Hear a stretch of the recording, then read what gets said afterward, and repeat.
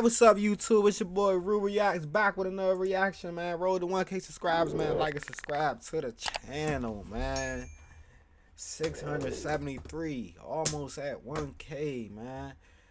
We got a 16-year-old whose death sparked Bronx deadly gang war. YGs versus the OGs. Here we go. I don't know nothing about no gangs in Bronx. Now, the complete history of gangs but I in know the they don't Bronx got that is much long guns. and complex. So for the sake of Well, I simplicity, don't know, but in this story, I know we will New simply York focus gun on law a is very handful strict, of relevant street crews that have made a significant impact in the recent Bronx drill music scene. However, the formation of these crews predates the Bronx drill scene by many years. Many of the names of phone. 1 second, bro. 1 second, man. I just worked out, bro. So my arms like noodles right now. Okay, hold up. Give me 1 second.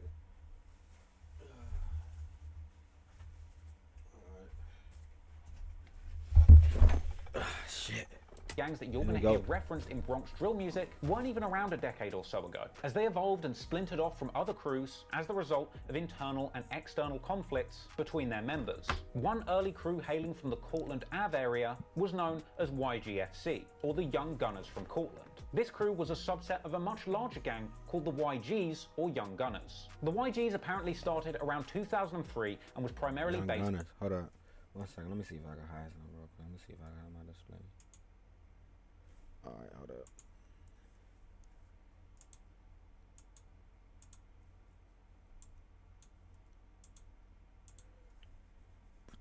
Trying to pull up something real quick.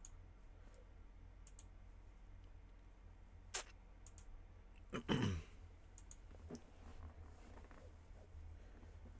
see. It should be good. A little bit. 1 second. 1 second.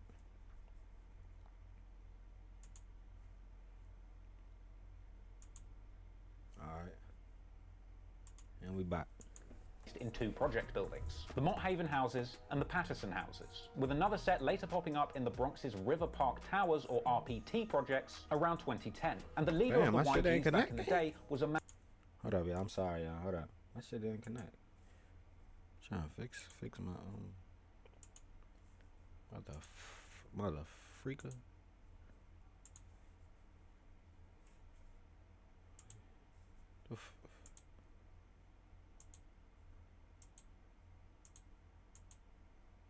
What's going on? I'm not connecting, man. Let me see if y'all. I wonder if y'all. Let's face it, guys. LeBron.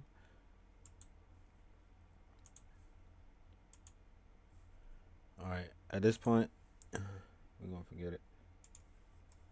Man named Jew Hef, Let's get his real video. name Jutha Perez, an occasional rapper as well as a respected street figure. Sadly, however, Jew Hef was not able to keep his troops in the street united for long. Apparently, in the midst of a disagreement between high-ranking members, including a man named Melly Mel Baller, would see several members branching off and making their own crew. This would eventually see the Young Gunners from Cortland, or YGFC, breaking off from the YGs altogether and dropping the Y from their name, becoming the GFC, or God's Favorite Children. At a certain point, they became OGFC, or the original Goons from Cortland, before eventually simplifying and settling on OGs, or Original Goons. So the OGs, with their beginnings in the Young Gunners from Cortland, naturally Young Gunners versus the Original Goons. This area has a reputation as being one of the most dangerous hoods in the Bronx, with 3 main housing projects generally affiliated with the OGs: Melrose Houses, Jackson Houses, and Morrisania, aka Vietnam. These were 3 notorious blocks known to the authorities for their gang activity, with all 3 buildings actually being targeted in a 2009 federal indictment named Operation Rotten Apple,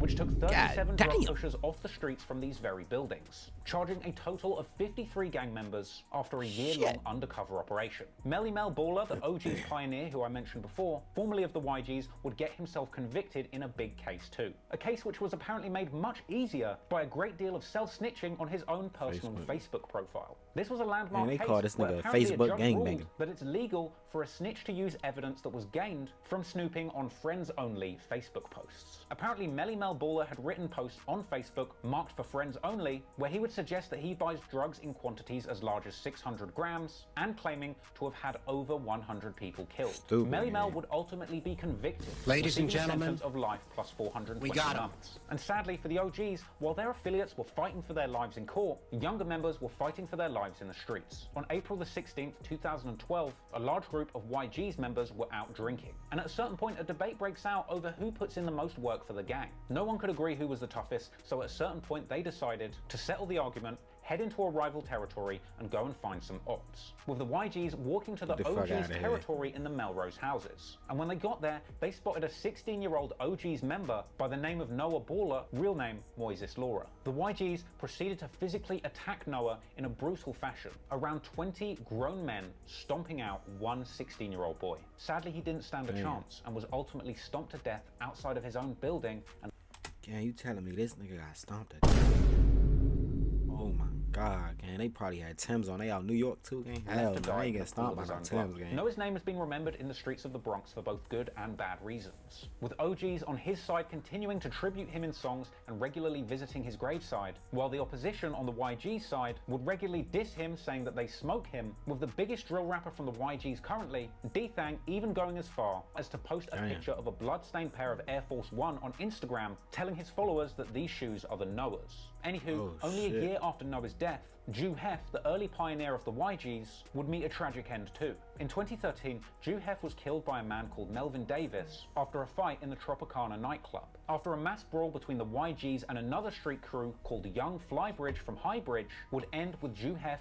Hey, who from Hybrid? I'm from Hybrid. A Boogie, ain't that A Boogie in the Hood? head with a hookah pipe. They This beefing left with him A in a Boogie coma, Hood? and he would sadly lose his life only a week later. The gang from Highbridge, Damn. while not officially a part of the OGs, were known to affiliate with some of their members, with some believing that the killing of Jew Hef did have some connection over what had happened to Noah previously. Despite not being responsible for the killing directly, the YG's main rivals, the OGs, would take this opportunity to clown their rivals for losing their leader. Story goes that OG's members even went so far as to urinate on the mural for Jew Hef, a massive sign of disrespect. Anywho, with Jew Hef out of the picture, the YGs would continue forward, but naturally, the authorities would be keeping a close eye on them. This would eventually lead to two crews, the YGs and the 18th Park Gang, being targeted in a 2015 criminal indictment that would hit 48 Bronx-based gang members. This case would take 22 Damn, members gang, of the they YGs off the nigga, they not streets, playing out sadly New York. They detailing locking your 13 ass non-fatal up. shootings, as well as 3 homicides, including the killing of Noah. A senior YG's member named William Bracey, aka Rel, would get 33 years for his role in that murder, with another YG's member, Amp Flocker,